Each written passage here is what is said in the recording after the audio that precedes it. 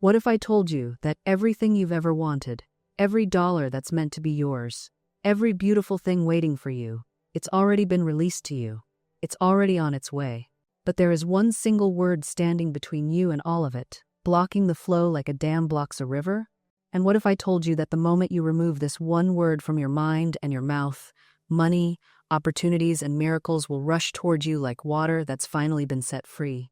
I'm going to share this word with you today, but more than that, I'm going to show you exactly how it's been stealing your good and how changing it will change everything. Stay with me, because by the end of our time together, you will never speak or think the same way again, and that's when your whole life transforms. You see, I've worked with thousands of people over many years, and I've watched the same pattern repeat itself again and again. Good people, deserving people, talented people who work hard and pray and hope, and yet they stay stuck. They stay broke, they stay blocked. And when I listen closely to their words, when I really pay attention to what they're saying, I hear this one word over and over again, like a curse they're placing on themselves without even knowing it. This word is a murderer. It murders your dreams before they can take their first breath. It strangles your prosperity before it can reach your hands. And the most tragic part is that we've been taught to use this word. We think we're being realistic, responsible, even humble when we say it. But we're actually building prison walls around our own abundance. Now, before I tell you what this word is, I need you to understand something fundamental about how this universe works, because without this foundation, you'll hear the word and you'll think it's too simple. You'll dismiss it and you'll go right back to using it tomorrow. So listen closely. Everything in this universe is energy. Your thoughts are energy. Your words are energy. And energy always moves and creates and attracts. The universe doesn't judge your words as good or bad. It simply responds to them. It takes the energy of what you speak and think, and it says, yes, you're absolutely right. Let me give you more of exactly that. You are not asking the universe for things. You are informing it. You are declaring. You are commanding. And it must obey, because that's the law, as impersonal and unfailing as the law of gravity. So when you speak, you are not just making sounds with your mouth. You are setting forces in motion. You are molding the invisible substance all around you. You are drawing things toward you or pushing them away with the magnetic power of your word. Do you feel the weight of that? Do you understand that you have been creating your life, including your poverty or your wealth, with your words? I remember a woman who came to me years ago, trembling with fear. She was convinced she would die in poverty. Every morning she would wake and say to herself, I'll never have enough. There's never enough. And what do you think happened? The universe, in its perfect obedience, gave her exactly what she ordered. Her funds dwindled, opportunities vanished, doors closed in her face. But here's what's remarkable. I taught her to change her words. Simple as that sounds, it required tremendous courage on her part. Instead of declaring her poverty, she began to affirm, God is my unfailing supply, and large sums of money come to me quickly, under grace, in perfect ways. At first, her logical mind rebelled. It felt like lying. It felt foolish to speak of abundance, while her bank account showed lack. But she persisted. She spoke these words morning and night, and throughout the day, whenever fear tried to grip her throat. Within weeks, something shifted. An old debt she'd written off was suddenly repaid. A new position opened that doubled her income. Her whole world reorganized itself around her new word. You see, the word is the bridge between the invisible and the visible. Everything you see in your physical world existed first as a word, a thought, an image in someone's consciousness. The chair you're sitting on, the device you're using to watch this, the very clothes on your body, all of it was once invisible, existing only in the realm of mind. Your life is no different. It is the outpicturing of your habitual thinking and speaking. Now, I can hear some of you protesting, but Florence, I've said positive things and nothing changed.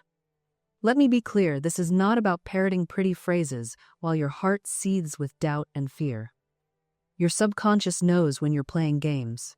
The power is released only when your word aligns with faith, when you speak with inner conviction, even if that conviction is the size of a mustard seed. The subconscious mind is like a loyal servant. It doesn't argue, it doesn't question. It simply accepts what you tell it as truth and sets about making it manifest. And here's what most people never realize. Your subconscious mind cannot tell the difference between what you imagine vividly and what you actually experience. To your subconscious, a thought charged with emotion is as real as a physical event. This is why worry is so dangerous. You're essentially rehearsing disaster and telling your inner mind to bring it into form. I once knew a woman who would lie awake at night, imagining every terrible thing that could happen to her children. She saw accidents, illnesses, failures, all played out in vivid detail in her mind's eye. And do you know what happened? Those very things began manifesting in smaller ways. Not because she was cursed, but because she was programming her subconscious with fear-soaked images day after day, night after night. When I explained this to her, she was horrified. "You mean I've been doing this to myself?" she asked. "Yes, my dear. But here's the wonderful news. If you've been creating negatively, you can just as easily create positively. The power hasn't changed, only the direction needs to shift. Your subconscious responds to the pictures you hold in your mind. It responds to the feelings you generate. It responds to the words you speak repeatedly. This is why affirmations work, not because they're magic spells, but because they're tools for reprogramming that vast storehouse beneath your conscious awareness. But let me be clear. Half-hearted affirmations spoken without conviction are like seeds scattered on concrete. They won't take root. You must speak your word with authority, with the absolute knowing that what you declare is already done in the spiritual realm and is now making its way into physical form. Think of it this way. When you place an order at a restaurant, you don't keep running back to the kitchen to see if the chef is preparing your meal. You don't doubt that it's coming. You simply wait with expectation, knowing that what you requested is being made ready for you. This is the attitude you must hold toward your affirmations and mental images. Declare it, believe it, and then allow it to manifest without anxious interference. The subconscious is also timeless. It doesn't understand someday or eventually. It only knows now. When you say, "I will be prosperous," your subconscious hears that prosperity is always in the future, always just out of reach. But when you say, "I am prosperous now," something shifts. You're claiming it in present time, and your subconscious begins immediately to align your outer world with that inner declaration. Your words are not passive observations, they are commands to the universe. Every statement you make about yourself is either building your kingdom or tearing it down. And here's what most people don't realize. The universe doesn't argue with you. It simply says yes. If you declare, "I am struggling," the universe says, "Yes, you are." If you declare money is hard to come by, the universe replies, "Yes, it is for you." This is why you must become fiercely protective of the words that follow "I am." These two words are the most powerful creative force you possess. When Moses asked God for his name, God didn't give a title or description. He said, "I am that I am." This is the creative principle living within you. Every time you say "I am," you are using the same power that spoke worlds into existence. I've watched people transform their entire financial reality by changing just one phrase. A woman came to me once, exhausted and bitter, constantly saying, "I am so tired of being broke." I stopped her immediately. "You're declaring two things." I told her, "That you are tired and that you are broke, and the universe is giving you more of both." We changed her words to, "I am energized by the abundance flowing to me now." Within 3 weeks, she received an unexpected job offer that doubled her previous salary. Nothing in her outer circumstances had changed. First her words changed, and her world followed. This isn't metaphor or poetry. This is law as reliable as gravity. Your subconscious mind is listening to every word you speak, and it takes you literally. It doesn't understand sarcasm or jokes. When you say, "I'm drowning in bills," as a casual complaint, to your subconscious doesn't hear exaggeration. It hears an instruction and begins to create more situations where you feel overwhelmed by financial obligations. This is why you must become the guardian of your own vocabulary. Watch your words like a gardener watches her seeds, because that's exactly what they are. Every complaint about money is a seed planted in the fertile soil of your subconscious. Every joke about being broke, every casual remark about never having enough, every statement about how money doesn't grow on trees, these are all seeds, and I promise you they will grow. I've witnessed this dynamic destroy promising financial situations countless times. A woman comes to me and says, "I don't understand why I can't seem to get ahead. I work hard, I'm careful with money, but something always happens." Then I spend an hour with her and hear her say phrases like, "I'm not made of money. I can never afford nice things," and money burns a hole in my pocket. She has literally commanded her subconscious to create financial lack, and it has obeyed perfectly. Your words create a vibrational frequency that attracts circumstances to match. This isn't mysticism, it's spiritual law as reliable as gravity. When you constantly speak about limitation, you tune your entire being to the frequency of scarcity. When you speak about abundance, gratitude, and prosperity, you tune yourself to wealth. But here's what most people miss. You must speak about prosperity especially when your current circumstances suggest otherwise. This isn't lying. This is refusing to give your current conditions the power to dictate your future reality. This is denying the appearance world and affirming the truth of unlimited supply. I remember a man who came to me absolutely convinced he was cursed financially. Every business venture failed. Every investment crumbled. "The universe is against me," he declared. I said, "No, you are against yourself. Your own words have built a wall between you and your prosperity." We worked together to reconstruct his entire vocabulary. Instead of, "I always fail," he learned to say, "I am divinely guided to right action." Instead of, "I can't afford it," he said, "I am open to creative solutions." Within 6 months, his entire financial picture had transformed, not because circumstances changed first, but because his words changed the consciousness that was creating his circumstances. The power of the spoken word is not metaphorical, it is scientific. Every word you speak carries vibration, and that vibration sets into motion forces in the invisible realm that must eventually manifest in the visible. This is why I say, you are constantly decreeing your own fate. Most people are unconscious prophets of their own disaster, but you can become a conscious prophet of your own triumph.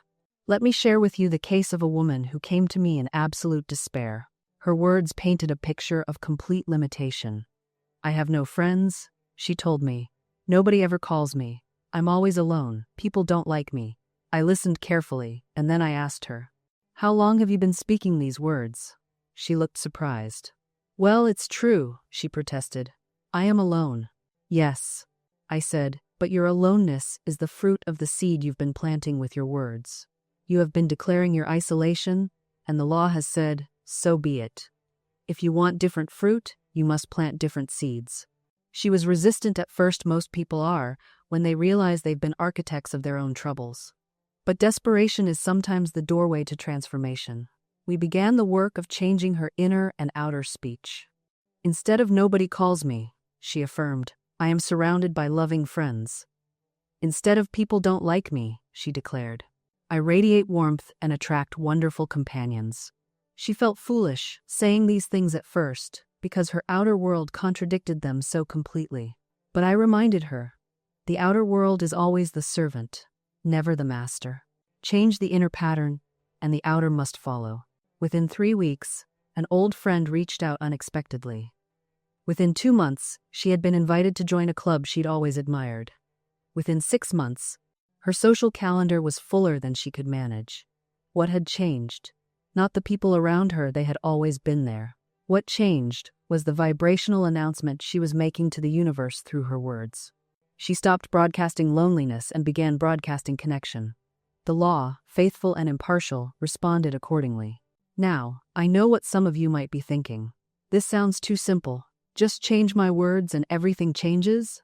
And I understand that skepticism, I truly do. We've been conditioned to believe that transformation requires suffering, that we must wrestle and struggle and earn our way into good fortune. But the law doesn't work that way. The law is mechanical, precise, mathematical even. It doesn't care about your struggle. It only responds to your vibration. Think of it this way. If you're operating a radio, you don't have to convince the radio waves to reach you. You don't have to suffer or prove yourself worthy. You simply turn the dial to the correct frequency, and the music comes through. That's all. The music was always there, broadcasting continuously. You just had to tune in. Your words are your tuning mechanism. They set the frequency of your consciousness. When you speak poverty, you're tuned to the poverty station. When you speak abundance, you're tuned to the abundance station. The stations are always broadcasting both of them, simultaneously. Which one are you listening to? I've watched people transform their entire financial situations simply by refusing to speak the word can't. One man I knew was drowning in debt, constantly saying, I can't afford it. I can't pay this. I can't make ends meet. His whole vocabulary was saturated with impossibility. I suggested he eliminate that phrase entirely. Instead of, I can't afford it, he would say, I'm choosing not to purchase that right now. Or, that's not in alignment with my current priorities. Do you see the difference? One broadcasts powerlessness, the other broadcasts sovereignty. Within 6 months, his income had doubled. Not because the words were magic, but because the words shifted his consciousness from victim to creator. And the universe, always listening, always responding, rearranged itself to match his new frequency. This is why I'm so passionate about vigilance with our speech. We're not just making conversation, we're issuing commands to the creative force of the universe. Every sentence is a prayer, every declaration is a decree. You are legislating your reality with every word that passes your lips. This is why the woman who constantly says, I'm so tired, will always be tired. She has invoked the law of fatigue. This is why the man who declares, I can't afford it, will continue to live in lack. He has spoken limitation into his bank account, and the universe, being the perfect servant, says, your word is law, so be it. You see, most people are walking around speaking curses over themselves without even realizing it. They think they're just talking, just venting, just being honest about their situation. But there is no just talking in a universe governed by spiritual law. Every word carries creative power. Every sentence sets something in motion. I've watched people destroy opportunities before they even arrived, simply through careless speech. They would say, knowing my luck, this won't work out, and then they would marvel when it didn't. They would say, I always get sick this time of year, and then wonder why their health failed like clockwork. They were prophets of their own misfortune, and they fulfilled their own prophecies with perfect precision. The tongue is a creative instrument of tremendous power, yet we wield it so carelessly, so unconsciously. We let it run wild with complaints, criticisms, fears, and doubts, never realizing we are building our tomorrow with today's words. Now, I can hear someone saying, but Florence, I have to be realistic. I can't just pretend everything is wonderful when it isn't. And to that person I say, there is a vast difference between denial and decree. I am not asking you to deny what appears to be true in the material world. I am asking you to declare what is true in the spiritual realm, knowing that the spiritual precedes the material. When you affirm abundance while your bank account shows lack, you are not lying. You are calling forth that which already exists in the invisible. You are reaching past the appearance to the reality. You are choosing which kingdom will rule your life, the kingdom of appearances or the kingdom of truth. Abraham did not look at his 100-year-old body and Sarah's barren womb and say, let's be realistic. He called himself the father of nations before he had a single child. That is faith. That is the proper use of the word. He spoke the end from the beginning, and the universe rearranged itself to match his declaration. Your word is the bridge between the invisible and the visible, between the desired and the manifested. Every time you speak truth, spiritual truth, you are building that bridge. Every time you speak limitation, you are burning it down. Now, I want you to understand something that most people miss entirely. They treat affirmations like magical incantations, say it 3 times, spin around, and expect a miracle. But that's not how the law works. The law responds to times consciousness asterisk, not repetition. It responds to times belief asterisk, not volume. You can shout affirmations from the rooftops until you're hoarse, but if underneath those words lives a trembling doubt, a secret fear, a whisper of, but what if it doesn't work? Then you're speaking with a divided tongue, and a house divided against itself cannot stand. I've watched people say, I am prosperous, while clutching their wallet in fear. I've heard them declare, I am surrounded by love, while building walls around their heart. Words without faith are like seeds scattered on concrete. They have nowhere to root. So what's the solution? How do you speak with power instead of pretense? You begin by catching yourself in the act. You become a watchman at the gate of your own mind. When you hear yourself say, I can't afford that, stop. Right there. Don't let it pass unchallenged. Ask yourself, is that spiritual truth, or am I just repeating an old pattern? Am I speaking from my divine inheritance, or from yesterday's bank statement. Then, gently but firmly, you replace it. Not with something that feels like a lie, your subconscious will reject that immediately, but with something that opens a door instead of slamming it shut. I am open to unexpected channels of abundance. The universe is rearranging itself in my favor right now. Do you feel the difference? One is a wall, the other is a window. I knew a woman who was terrified of losing her home. Every day she'd say, "I'm going to lose everything." She spoke it so often, with such conviction, that she became a perfect vessel for that very experience. The law is no respecter of persons. It will manifest whatever you impress upon it with feeling and repetition. I told her, "Your words are decree. You're sentencing yourself. Every time you say, 'I'm going to lose everything,' you're building that future with your own breath. Stop building what you don't want." She looked at me like I'd asked her to stop breathing. "But it feels true," she said, "and there's the trap. We confuse what times feels times true with what times is times true. Feelings are often just memories in disguise, old fears wearing today's clothes. Let me tell you what I've learned about feelings and their power over us. They're like waves, sometimes calm, sometimes violent, but always temporary. The ocean doesn't times become times the wave, and you are not your feelings. When someone says, "I feel like nobody understands me," they're not reporting a fact. They're giving voice to a pattern. Often a pattern learned so young they can't remember its origin. Maybe they were the third child, overlooked. Maybe they were brilliant in a family that valued athletics. Maybe they learned early that attention came through suffering, so the mind learned to interpret every situation through that lens. Your feelings will tell you stories. Convincing ones. They'll say, "This always happens to you." They'll say, "You're not the kind of person who gets what they want."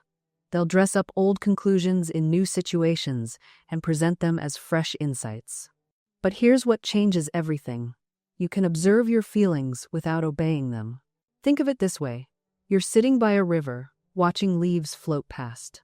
Some leaves are beautiful, some are broken, some are unremarkable. You don't jump in and chase each one.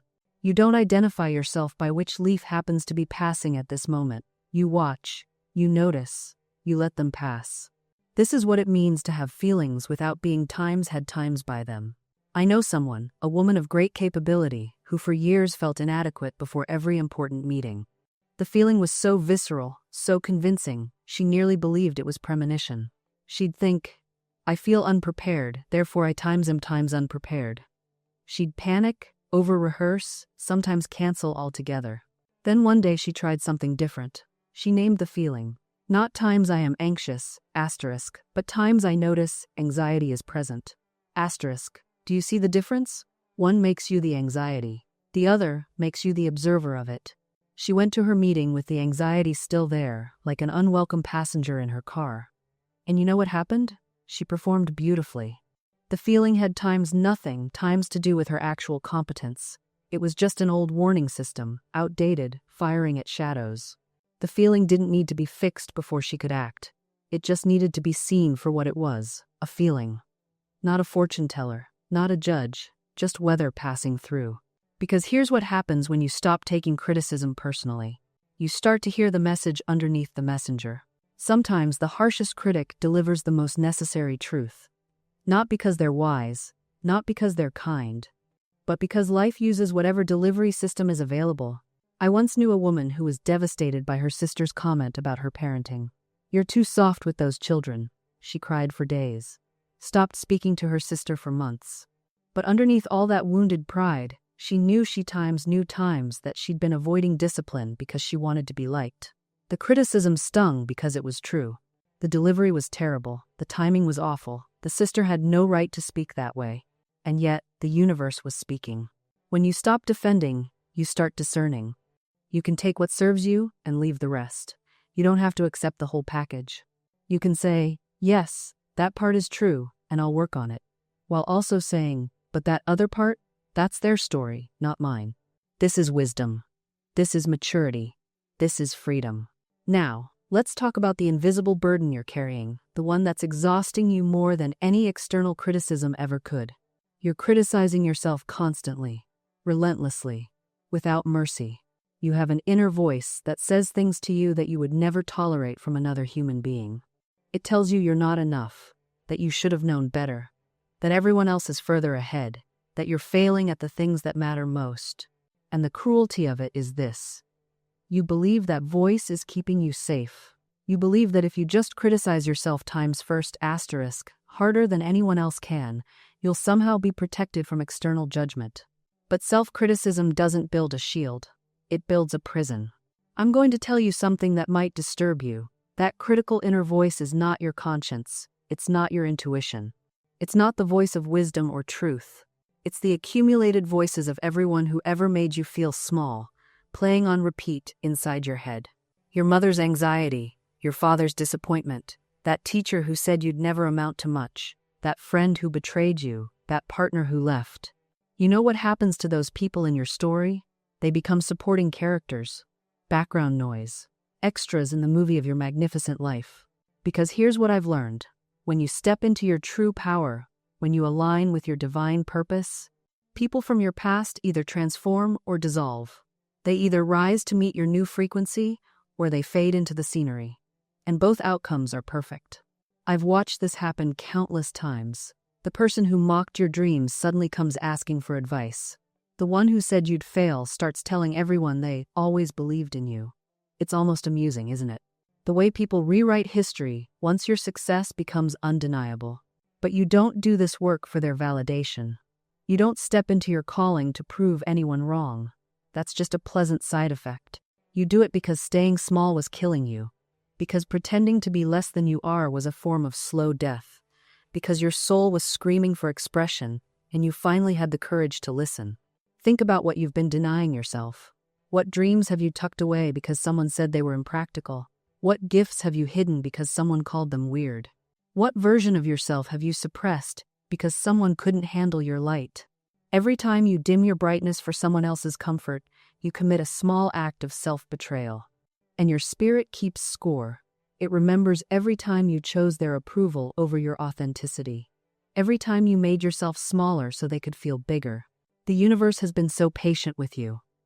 It's been sending signs, synchronicities, opportunities, those random encounters that felt meaningful, those ideas that wake you at 3 a.m, those persistent nudges towards something different, something more aligned, something true.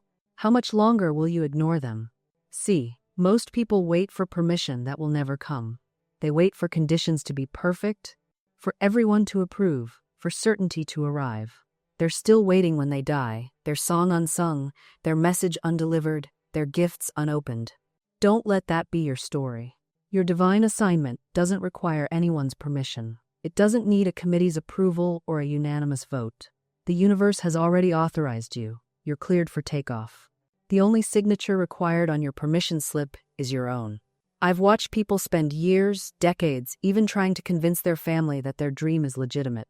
They present business plans to people who've never built a business. They seek artistic validation from those who've never created art. They ask for blessing from those who are terrified of their own potential. And when the approval doesn't come, they fold.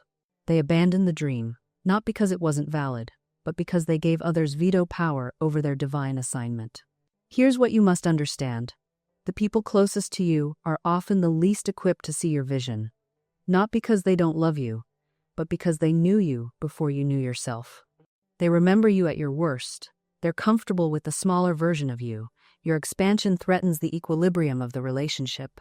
If you rise, they might have to rise too, and that's terrifying for people who've made peace with playing small. Your breakthrough will frighten some people. Let it. Your success will make some people uncomfortable. That's their work, not yours. You are not responsible for making your light dim enough that others can look directly at you without squinting. Shine anyway. And what about the voice that says you're not ready?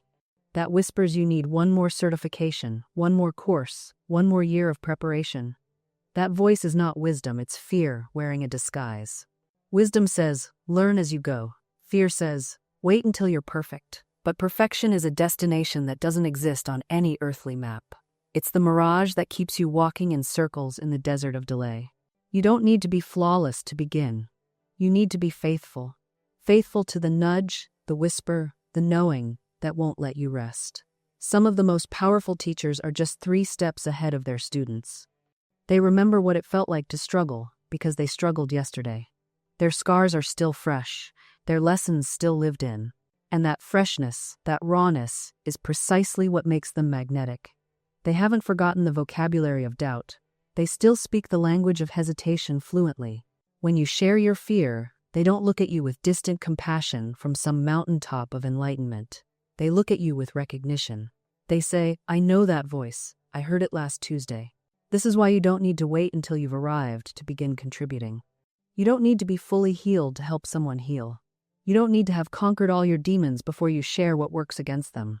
The journey itself is the teaching. Your current struggle contains someone else's future breakthrough. The question you're wrestling with today is the exact question someone will ask you tomorrow. The insight that just clicked for you this morning? Someone 3 steps behind you has been praying for that exact understanding. We think we need to be finished before we're valuable. We think we need to have it all together before we have anything to offer. But the truth is far more generous than that. You're valuable in process. You're useful in the middle. You're a teacher while you're still a student. Because here's what we forget. Everyone is always both. The wisest teacher is still learning. The most advanced soul is still stumbling in some area of life. We're all simultaneously experts and beginners, depending on which room we walk into. Florence understood this implicitly. She didn't write from a place of having transcended the human experience. She wrote from inside it. Her teachings weren't theoretical, they were tested daily in her own consciousness. When she talked about turning worry into faith, she was describing her own inner work, not some abstract principle she'd mastered decades ago. She was walking the path while lighting it for others. And so can you. Right now, wherever you are in your journey, you have light to offer. Maybe it's just a candle instead of a spotlight, but in the right moment, for the right person, that candle is everything. It's the difference between another night in darkness and the beginning of dawn. Your mess is your message, not someday, not eventually, not after you've cleaned it all up and tied it with a bow. Right now, today, in its current, imperfect, still unfolding state, because the people who need you aren't looking for perfection, they're looking for permission. Permission to be where they are, permission to start before they're ready, permission to be beautifully, messily human, while still reaching for something transcendent. And that permission, that simple act of allowing yourself to be human, that's where the real magic happens. Because the game itself changes when you stop making it about being perfect and start making it about being present. I think about the person who's been writing their book for 7 years, but keeps restarting every time they learn something new. They're not failing. They're just playing the wrong game. The game isn't write the perfect book. The game is become someone who finishes books. Completely different rules, completely different win conditions. The game isn't to have the perfect meditation practice. It's to become someone who shows up for themselves daily. The game isn't to create the perfect business. It's to become someone who takes aligned action despite fear. The game isn't to manifest the perfect relationship. It's to become someone who's already whole, who attracts from overflow rather than need. This shift, from outcome to identity, it changes everything. Because outcomes you can't always control. Markets crash, people leave, plans fail. But who you're becoming, that's yours.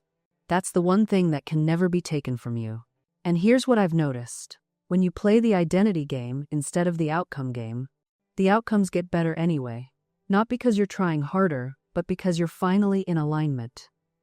You're building from foundation instead of from desperation. The person trying to manifest money from a place of lack will always hit a ceiling. But the person who decides, I'm becoming someone who creates value and receives abundantly, they've changed the entire operating system. Same actions, maybe, but completely different energy underneath. This is what Florence understood that most people miss. The game of life isn't about getting what you want. It's about becoming who you need to be for what you want to naturally appear. It's about closing the gap between who you are and who you're capable of being. Not through force, not through shame, but through persistent, gentle, faithful commitment to your own unfolding. And some days, that commitment looks like taking massive action. Other days, it looks like taking a nap because you've finally learned that rest isn't the opposite of productivity. It's the foundation of it. You start to see that the universe has been working times with times you all along, not against you. Every delay was protecting you from something that wasn't meant for you. Every rejection was a redirection towards something better aligned with who you're becoming. Every closed door was the universe saying, "Not that way, beloved, this way." And suddenly, those affirmations you've been speaking, they're not just words you're forcing yourself to believe anymore. They're descriptions of what's already taking shape in the invisible realm. You're not trying to convince yourself. You're simply acknowledging what is. When you say, "I am abundant," you're not lying to yourself while your bank account says otherwise. You're recognizing the abundance in your breath, in the sunrise you didn't have to pay for, in the ideas flowing through your mind, in the relationships enriching your days. You're acknowledging that abundance is your natural state, and the money is simply catching up to your consciousness. This is when manifestation stops feeling like manipulation and starts feeling like partnership. You're not trying to bend reality to your will. You're aligning your will with reality's highest possibility for you. You begin to hold your desires more lightly, but with more certainty. There's a difference between attachment and commitment. Attachment says, "It has to look exactly this way or I'll fall apart." Commitment says, "I'm moving toward this vision, and I trust that what arrives will be even better than what I imagined." You release the death grip. You open your hands. And paradoxically, that's when everything you've been chasing starts running toward you. Because here's what I know for certain. The universe cannot fill hands that are clenched in fear. It can only pour into hands that are open in trust. So you practice the opening. Every single day, you practice it. When you wake up anxious about the how and the when, you practice opening. When you're tempted to control and manipulate and force, you practice opening. When disappointment tempts you to close down and protect yourself, you practice opening even wider. This is how you become a magnet for your desires. Not through constant straining and reaching, but through this continuous practice of opening. I've watched people transform their entire lives simply by changing their relationship with receiving. A woman came to me once, exhausted from years of pushing for her business to succeed. She was working 18-hour days, forcing connections, manipulating opportunities, and still nothing flowed. I asked her one question: "Are you willing to receive?" She looked at me like I'd spoken another language. "Of course," she said, but her body told a different story. Her arms were crossed, her jaw was tight, her whole being was braced against disappointment. We practiced together. I had her sit quietly and simply say, "I am willing to receive." Just that, nothing more. The first few times, she cried. All the old beliefs came up that she wasn't worthy, that she had to earn every single thing, that the universe was stingy and she had to fight for scraps. But she kept practicing. Every morning, every evening, whenever anxiety rose up, "I am willing to receive." Within 3 months, her business completely shifted. Not because she worked harder, she actually worked less. But opportunities began finding her. The right clients appeared. Money flowed from unexpected sources. She stopped being exhausted and started being amazed. This is the power of opening. And here's what I want you to understand. Opening isn't passive. It's not about sitting back and waiting for life to happen to you. Opening is one of the most active, courageous things you can do. You're actively choosing trust over fear. You're actively releasing control. You're actively aligning yourself with the greater intelligence that's orchestrating everything. When you practice opening, you're saying to the universe, "I trust you. I trust that you know the perfect timing, the perfect way, the perfect unfolding. I trust that what's mine is already mine, and I don't have to force or manipulate or control to receive it." This trust changes everything. It changes your energy, it changes what you attract, it changes how you move through the world. And here's what I want you to understand. This isn't about perfection. This isn't about getting it right every single time. This is about awareness. This is about catching yourself when you slip back into the old patterns and gently redirecting your thoughts. Because you will slip, I slipped. Everyone slips. There will be days when you wake up and the first thought in your mind is worry. There will be moments when you hear bad news and your immediate reaction is fear. There will be times when someone criticizes you and you feel that old familiar sting of unworthiness. And that's okay. What matters is what you do next. Do you stay in that pattern? Do you feed it with more negative thoughts? Do you let it spiral into a story about how nothing ever works out for you? Or do you catch it? Do you pause? Do you say, "Wait, that's the old me talking. That's the old pattern. That's not the truth I'm choosing to live by anymore." And then you redirect. You choose a different thought. You speak a different word. You affirm a different reality. This is the work. This is the practice. This is how you train your mind to become your ally instead of your adversary. I've watched people transform their entire lives with this practice. Not because they became perfect, not because they never had another negative thought, but because they became aware, because they became intentional, because they stopped being victims of their own mental habits and became masters of their own consciousness. One woman I knew was drowning in debt. Every time she thought about money, she felt sick. Every time a bill arrived, she would say, "I can't afford this. I never have enough. Money just slips through my fingers." And guess what? That was exactly her experience, month after month, year after year. Then she started the practice. Every time she caught herself speaking lack, she would stop. She would say instead, "I am abundantly supplied. Money flows to me easily and frequently. I am a magnet for financial blessings." At first, it felt ridiculous to her. The bills were still there. The bank account was still empty, but she kept going. She kept affirming. She kept redirecting her thoughts. And within months, everything shifted. New opportunities appeared. Old debts were forgiven. Money came from unexpected sources. Her entire financial reality transformed not because the external world magically changed, but because her internal world changed first. The universe had been waiting for her to align with it, not the other way around. And here's what I need you to understand. This isn't about positive thinking alone. It's not about slapping affirmations over deep-seated beliefs of lack. It's about recognizing that your word, your spoken word, is the most powerful creative force available to you. When you speak, you set into motion invisible currents that arrange circumstances, draw people, and orchestrate events. I've watched this principle work in my own life countless times. There was a period when I needed a specific sum of money for something important. Instead of worrying, instead of calculating how impossible it seemed, I simply spoke, "Infinite Spirit, open the way for this money to come to me now, under grace, in perfect ways." I released it completely. Within days, that exact amount arrived through a channel I had never anticipated. Not similar, not close, exact. This is the precision of spiritual law. Now, you might be thinking, "But I've tried affirmations. They didn't work." Let me tell you why. Most people speak their affirmations while their subconscious mind screams the opposite. They say, "I am prosperous," while internally believing, "But look at my bank account. Who am I kidding?" That internal contradiction neutralizes everything.